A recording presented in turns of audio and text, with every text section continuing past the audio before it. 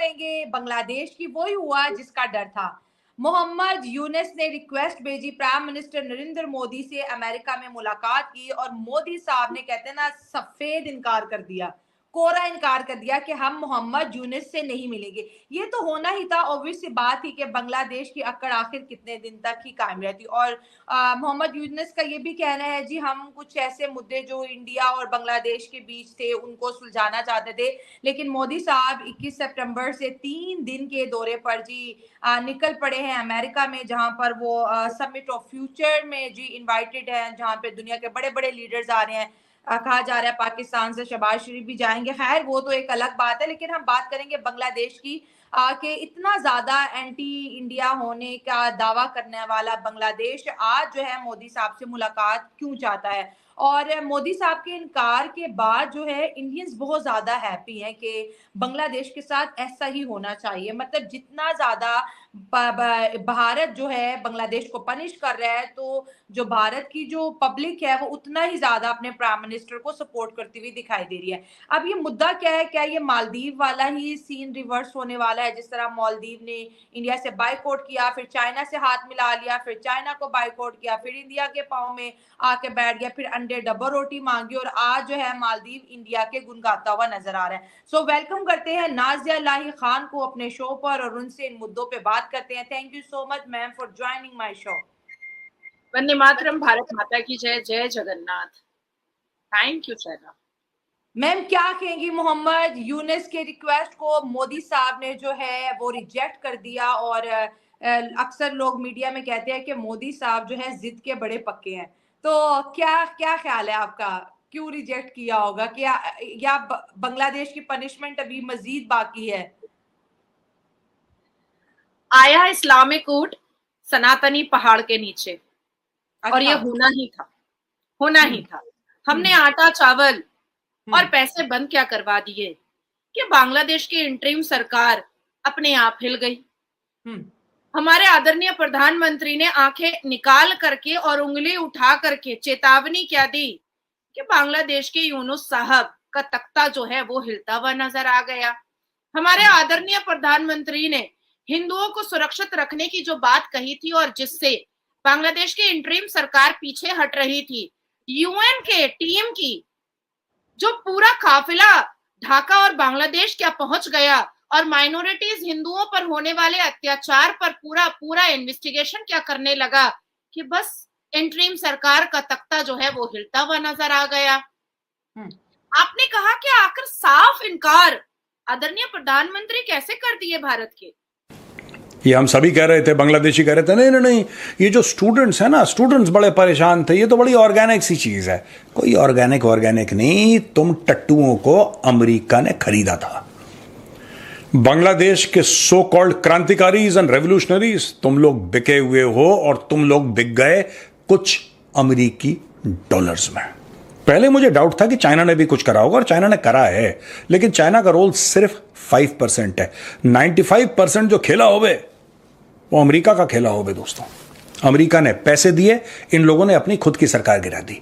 यहां पे इंडिया में वामपंथी और रेडिकल इस्लामिस्ट, जो कि जिनका बड़ा तगड़ा गठजोड़ है और हर समय रहा है, वामपंथी लेफ्ट वाले और रेडिकल इस्लामिस्ट दोनों, नहीं दिस इज अ रेवोल्यूशन और हम मोदी को भी ऐसे गिरा देंगे। अब पता लगा कि भैया ये तो खरीद फरोख्त का मामला है।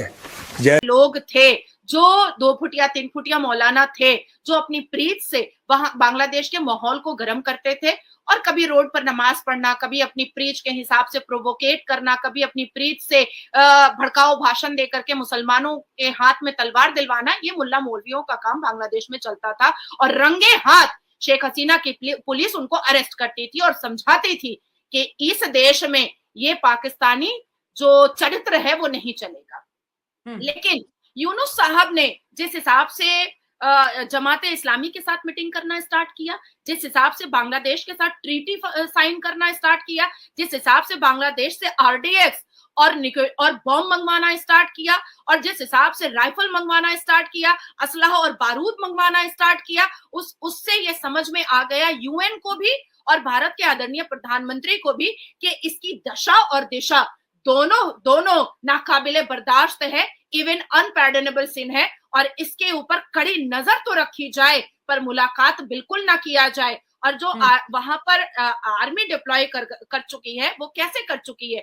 जब आज से ठीक 7 दिन पहले यूएन की पूरी टीम वहां पर इन्वेस्टिगेट करने के लिए पहुंची है। यूएन की टीम ने जब वहां पर अपना पूरा इन्वेस्टिगेशन किया है और जमीनी हालात को उन्होंने देखा है और सारे लोगों से बात किया है, तब यूएन की टीम का एक रिपोर्ट इशू हुआ है कि यहाँ पर वाकई में माइनॉरिटी पर जो अत्याचार हुआ है वो सेम वैसा ही हुआ है जैसा पाकिस्तान एक जमाने से हिंदुओं पर करता आया है, सिखों पर करता आया है। और 23.3% माइनॉरिटीज हिंदुओं को खत्म करके पाकिस्तान ने 1% किया है, ठीक वैसे ही यहां पर हो रहा है।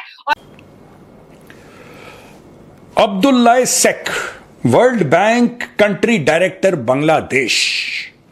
क्या नाम है इसका? Abdullah Seck, world bank country director Bangladesh. इसने अनाउंस करा कि वर्ल्ड बैंक $2 अरब बांग्लादेश को देने वाला है।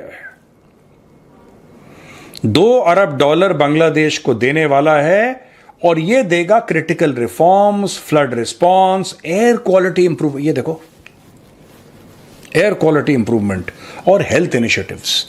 इसके लिए वर्ल्ड बैंक बांग्लादेश को देगा $2 अरब। वाह वाह वाह। अब्दुल्ला सेक ने मीटिंग करी professor Mohammad Yunus, head of the interim government of Bangladesh in Dhaka. उनके साथ मीटिंग करी और बोला कि जो बांग्लादेश के क्रिटिकल फाइनेंशियल नीड्स हैं वो हम पूरे करेंगे। अच्छा, अब इससे क्या हुआ है कि जो $2 अरब दे रहे हैं, पहले इन्होंने $1 अरब दिया था, अब ये $2 अरब और दे रहे हैं, तो टोटल इस साल, इस fiscal year, total world bank की फाइनेंसिंग हो जाएगी $3 अरब की। ठीक है भाई साहब? तो $3 अरब की फाइनेंसिंग इनकी हो गई। ये इन्होंने फीस ली थी शेख हसीना को हटाने की। और सुनिए, ये फीस काफी नहीं है, इसमें तो बहुत है मसाला, धीरे धीरे बताऊंगा आपको। दोस्तों, जैसे ही मोहम्मद यूनुस इंटरिम गवर्नमेंट के हेड बने, फट से उन्होंने $5 अरब की भीख मांग ली। पाकिस्तान अलग कर दे जिसमें सिर्फ हिंदू रहेंगे, हमारी आर्मी उनको प्रोटेक्ट करेगी। मुझे एक मजे की बात याद आई कि बांग्लादेश की जानिब से वेस्ट बंगाल की ममता बनर्जी को भी एक थ्रेट लेटर आया कि आप जो है भारत से अलहदगी का जो है वो मुतालबा करें। ये मैं स्क्रीन पे भी दिखा रही हूँ। तो ये क्या आप तो कह रहे हैं कि बांग्लादेश जो है माफी मांगेगा? बांग्लादेश तो यहाँ पे भारत को खुद के साथ मिलाने की जो है बात कर रहे हैं। तो मोहम्मद यूनुस की सरकार की पॉलिसीज तो कुछ बहुत ही कहते हैं ना पहुंची हुई लग रही है।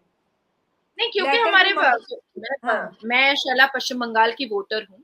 मैं अभी भी आपसे जो बात कर रही हूँ वो वेस्ट बंगाल से ही कर रही हूँ। अच्छा। और हमारे वेस्ट बंगाल में जब लेफ्ट फ्रंट की सरकार हुआ करती थी, कम्युनिस्ट की, और कांग्रेस की सरकार हुआ करती थी, बहुत तब तो मतलब लेफ्ट फ्रंट की सरकार में भी शायद मेरी पैदाइश नहीं हुई थी।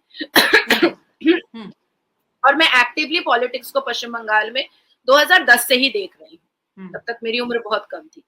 तो यहाँ पर घुसपैठिया जो है ना, बांग्लादेशी घुसपैठिया, वो इतने ज्यादा हैं। और जब फैमिलीज आती है, 2-4 लोग आते हैं, फिर वो अपने लोगों को बुलाते हैं। और पॉकेट वोट बनाने के लिए पश्चिम बंगाल की सरकार ने मुसलमान बांग्लादेशी घुसपैठियों को रोटी बोटी भी दिया है, आसरा भी दिया है और छत भी दिया है, क्योंकि वो पॉकेट वोट बन जाते हैं। किसको बेवकूफ बना रहे हो? 2020 में रिजर्वेशन खत्म हो गया था। 2020 शेख हसीना की सरकार ने रिजर्वेशन बंद करवा दिया था। उसके बाद एक बांग्लादेश की हाई कोर्ट ने बोला कि नहीं, रिजर्वेशन तो होना चाहिए। रिजर्वेशन होना चाहिए। क्यों? क्योंकि मुक्ति वाहिनी के जो बच्चे थे, उनके वार्ड्स थे, जो भी थे उनके फैमिली मेंबर्स, वो गए कोर्ट के पास कि साहब हमें तो मिलना चाहिए, हमारा अधिकार है। तो लोअर कोर्ट ने बोला कि हाँ इनको मिलना चाहिए। शेख हसीना की सरकार, वापस इनको रिजर्वेशन दो। उल्टा शेख हसीना ने बोला कि नहीं, हम नहीं देंगे। और शेख हसीना की सरकार सुप्रीम कोर्ट गई थी ये रिजर्वेशन कैंसिल करवाने के लिए। समझ रहे हैं? फिर भी ये लोग सड़क पे आए, फिर भी जमाते इस्लामी सड़क पे आया, फिर भी ये स्टूडेंट सो कॉल्ड सड़क पे आए, फिर भी इन्होंने प्रोटेस्ट करी और बोला कि शेख हसीना तो वो थी जिसने बंद करवाया था 2020 में। फिर ये लोग उसके पीछे पड़ गए। तो moral of the story is कि भैया, जब आपने डॉलर चख लिए तब आपके साथ यही होगा, आप यही काम करोगे, देश के खिलाफ गद्दारी करोगे आप, और गद्दार निकले ये सब के सब।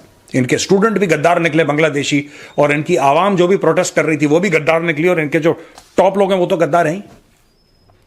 ये लोग आजकल पाकिस्तान से बड़ा इंप्रेस्ड हैं, पाकिस्तान से बड़ा इंप्रेस्ड है कि हमें पाकिस्तान से न्यूक्लियर वेपन चाहिए, हमें पाकिस्तान से ये चाहिए। सबसे पहले इन्होंने तो पाकिस्तान से भीख मांगने का हुनर सीख लिया है, और पाकिस्तान जैसा इस मामले में टीचर है नहीं भीख मांगने में। पाकिस्तान के पास तो ऐसी ऐसी ट्रिक्स हैं भीख मांगने की कि जिसके पास पैसे ना हो वो लोन लेके पाकिस्तान को भीख दे दे। भाई पाकिस्तान मांगता इतने, जिसको कहते हैं ना कि सेल्फ कॉन्फिडेंस के साथ भीख मांगते हैं, वही सेल्फ कॉन्फिडेंस इन्होंने बांग्लादेशियों को दे दिया, बांग्लादेशी को भीख मांगने के काम में लगा दिया। अब ये लोग भी भीख मांग रहे हैं। अब देखो पाकिस्तान से इतना इंप्रेस्ड हैं कि इन्होंने एक और काम करा है जो बिल्कुल पाकिस्तान के नक्शे कदम पे चलते चलते इन्होंने काम कर दिया। बहुत पाकिस्तान पाकिस्तान करते थे ना ये हमारे मुसलमान भाई हैं, देखो क्या करा। देखो बांग्लादेश की इंटरिम गवर्नमेंट ने Muhammad Yunus, Nobel Peace Prize winner, the toast of the world, microfinance का बेताज बादशाह जिसको नोबेल प्राइज मिला था, उसने आर्मी को मैजिस्ट्रेसी पावर्स दे दिए 2 महीने के लिए to improve law and order and prevent subversive act. ये सबवर्सिव एक्ट कर कौन रहा है बांग्लादेश में? जरा कोई ये तो बताए बांग्लादेशी कि लॉ एंड ऑर्डर कौन कर। भाई शेख हसीना को भगाना था भगा दिया, हिंदुओं को मारना था मार दिया, उनके मंदिर तोड़ने थे तोड़ दिए, जो शेख हसीना की पार्टी के जो और लोग थे जो पावर में थे जिनको मारना था मार दिया, उनके घर जला दिया। अब क्यों दंगा फसाद हो रहा है वहां पे? आई डोंट अंडरस्टैंड अब क्यों दंगा फसाद हो रहा है। This is what I am not able to understand. The Ministry of Public Administration issued the notification on Tuesday with immediate effect giving these powers to commissioned officers of the army. 60 दिन के लिए army officers बन जाएंगे special executive magistrates.